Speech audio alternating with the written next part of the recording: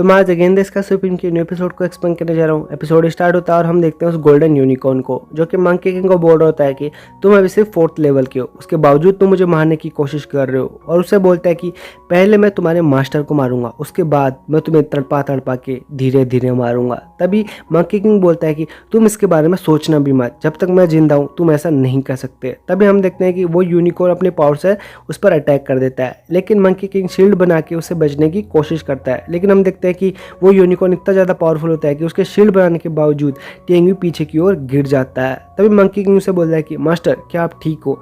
टेंग्यू उठता है और बोलता है कि तुम मेरे बारे में चिंता मत करो, मैं बिल्कुल ठीक हूँ। और मंकी किंग अगर तुम इसे हरा नहीं सकते तो तुम मेरे को यहाँ से दूर ले चलो। जिसके बाद मंकी किंग बोलता है कि मास्टर आप ये मुझ पर छोड़ दीजिए, मेरे जीते जी आपको यहाँ पर कोई हट करने की कोशिश नहीं कर सकता। और यह चीज़ बोल के वो उस पर अटैक करने के लिए जा रहा होता है, जहाँ हम देखते हैं कि उन दोनों के बीच में फाइट होती है। तभी मंकी किंग अपने स्टिक से उसके फेस पर मारता है, जिससे वो पीछे की ओर गिर जाता है। लेकिन हम देखते हैं कि इससे उस यूनिकॉर्न को बहुत ज़्यादा गुस्सा आ जाता है और वो अपनी सींग से उसके पीछे की ओर धकेल देता है और बोलता है कि तुम्हारी हिम्मत कैसी हुई कि तुम मुझे हर्ट कर सको। तभी हम देखते हैं यंग मास्टर रुयान को, जो कि बोल रहा होता है कि टेंग्यू अभी बहुत ही ज्यादा इंजर्ड हो चुका है, अब इसे मारना बहुत ही ज्यादा आसान है। और अपने साथियों को बोलता है कि जो भी इसे मारेगा मैं उसको बहुत ही बड़ा रिवॉर्ड दूंगा। जिसे सुनकर वो सारे साथी टेंग्यू को मारने की तरफ जा रहे होते हैं, जहाँ टेंग्यू बोल रहा होता है कि मैं अभी इतना भी कमजोर नहीं हुआ कि मैं तुमसे मरूं। और ये चीज बोलते ही वो अपनी स्वॉर्ड से उन सबको एक एक करके वहां पर खत्म कर देता है, जिसे देखकर यंग मास्टर रुयान डर जाता है और वो अपनी स्विटर बोर्ड लेकर वहां से भाग जाता है। तभी हम देखते हैं टेंग्यू को, वो बोल रहा होता है कि रुयान आखिरकार तुम भागोगे कहाँ। और वो महंगे को बोलता है कि जाओ जल्दी से रुयान को पकड़ो और जिंदा पकड़ना और अपनी सेफ्टी का भी ध्यान रखना। तभी हम देखते हैं दूसरी साइड, जहां पर उस यूनिकॉर्न ने मंकी किंग को हरा दिया था और बोल रहा होता है कि तुम मेरे सामने खड़े नहीं हो पा रहे हो और तुम मुझे हराने की सोच रहे हो, ये किस तरह की मूर्खता है। जिसके बाद हम देखते हैं मंकी किंग खड़ा होता है और अपनी स्टिक लेकर उससे बोल रहा होता है कि मेरे पास मेरे मास्टर का इनहेरिटेंस है, तो तुम मुझे यहाँ पर नहीं मार सकते। ये चीज बोल के वो दोनों आपस में फिर से फाइट कर रहे होते हैं, जहां हम देखते हैं कि इस बार मंकी किंग उस पर अटैक करके पीछे की ओर भी धकेल देता है। लेकिन यूनिकॉर्न उससे कहीं ज्यादा पावरफुल था और उससे बोलता है कि मैं तुम्हें आज यहाँ पर मार डालूंगा और अपने किक से उसको पीछे की ओर धकेल देता है। लेकिन मंकी किंग भी अपने किक से उसको पीछे की ओर धकेल देता है, जहां हम देखते हैं कि वो यूनिकॉर्न उस पर कहीं ना कहीं भारी पड़ रहा था। तभी हम देखते हैं टेंग्यू को, वो अपनी उस स्वॉर्ड को निकालते हुए बोलता है कि तुम अच्छे मौके का फायदा उठाना और इसकी आंखों को टारगेट करना। जिसके बाद वो स्वॉर्ड को वहां से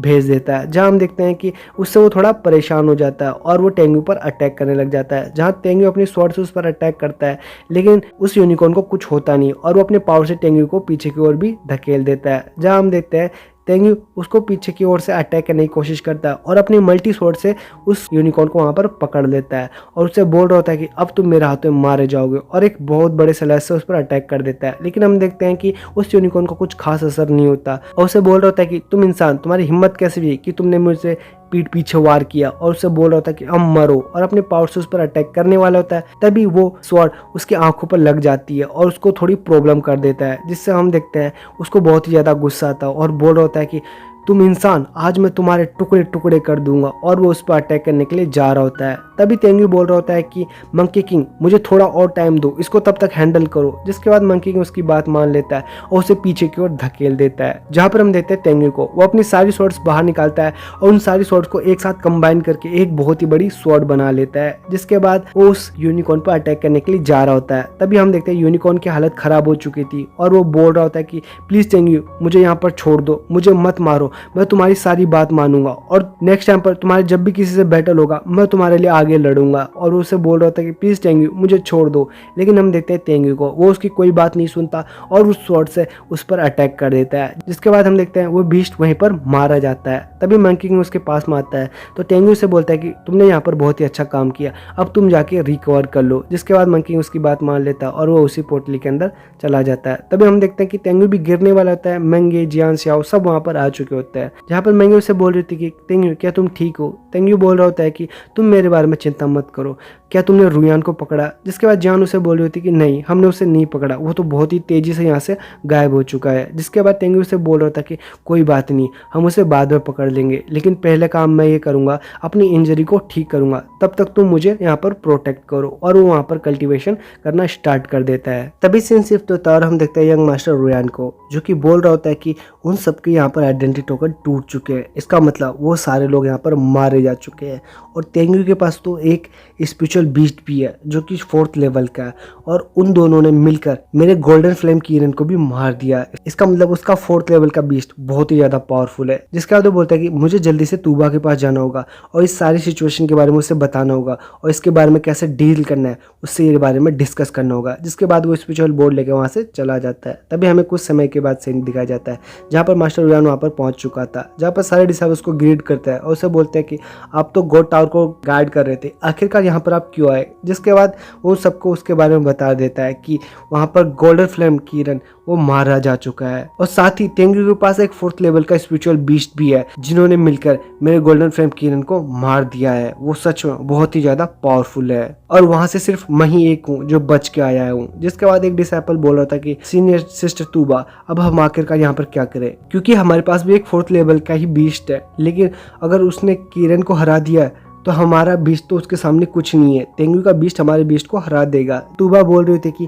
तेंगू ने पहले से गेस कर लिया होगा कि हम सब के पास एक स्पिरिचुअल बीस्ट है, इसलिए वो भी अपने साथ एक स्पिरिचुअल बीस्ट लेके आया होगा। जिसके बाद वो बोल रहे थे कि हमारा जो बीस्ट है गोल्डन फ्लेम कीरन से पावरफुल नहीं है, इसका मतलब वो हमको इजिली हरा देगा।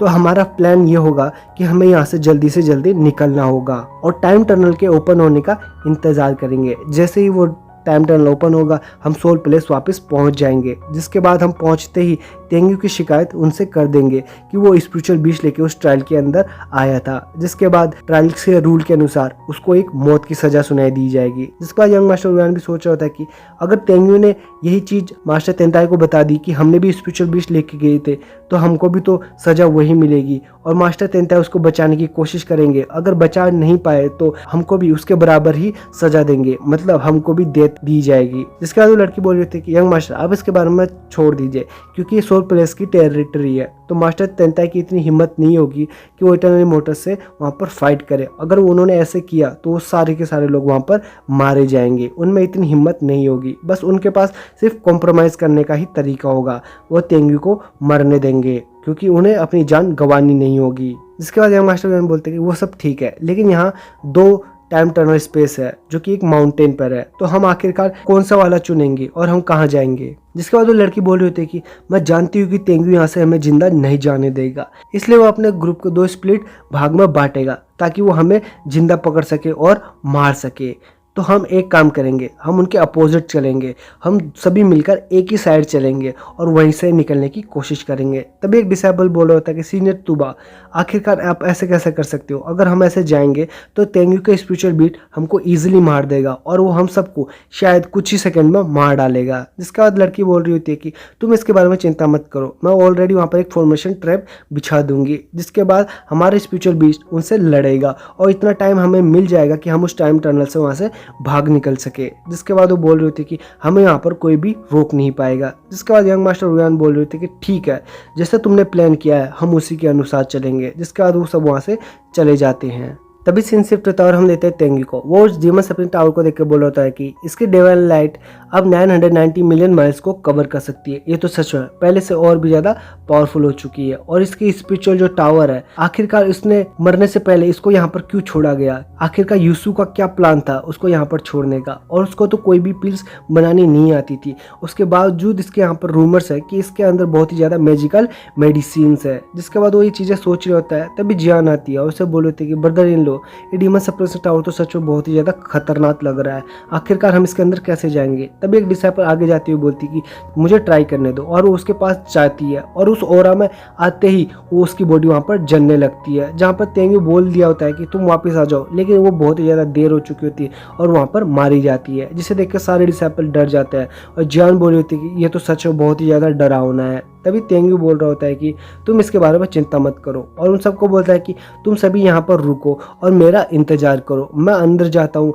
और मुझ पर विश्वास रखो, मुझे अगर कोई भी ट्रेजर मिलता है मैं फ्यूचर में तुम्हारे साथ उसको शेयर करूंगा। और एक डिसाइपल बोल रही होती है कि तेंगू तुमने हमारे यहाँ पर न जाने कितनी बार जान बचाई है, तो आखिरकार हम तुम पर ट्रस्ट कैसे नहीं कर सकते। जिसके बाद सारे डिसाइपल उसके लिए मान जाते हैं। तभी महंगे बोलती है कि तेंगू तुम अपना अच्छी तरह से ध्यान रखना। इसके बाद तेंगू बोलता है कि तुम मेरी चिंता मत करो, और मंकी किंग को बाहर बुलाते हुए बोलता है कि मंकी किंग तुम इन सबका ध्यान रखना जब तक मैं नहीं आता। जिसके बाद मंकी किंग उसकी बात मान लेता है। तभी हम देते हैं तेंगू को, वो बोल रहा होता है कि यूसु तुम्हारा मास्टर आ चुका है, और वो अपनी होंगिंग बॉडी का इस्तेमाल करते हुए उसके अंदर जाने लगता है। तुम्हारे मास्टर ने पास्ट में तुम्हें न जाने कितनी बार बचाया है, इस बार तुम्हारा मास्टर बहुत ही ज़्यादा कमज़ोर हो चुका है, इस बार तुम्हें उसकी मदद करनी होगी। और यही चीज़ बोलते हुए वो अंदर जाने लगता है, और यही सब चीज़ दिखाते हुए ये एपिसोड यहाँ पर ही ख़त्म हो जाता है।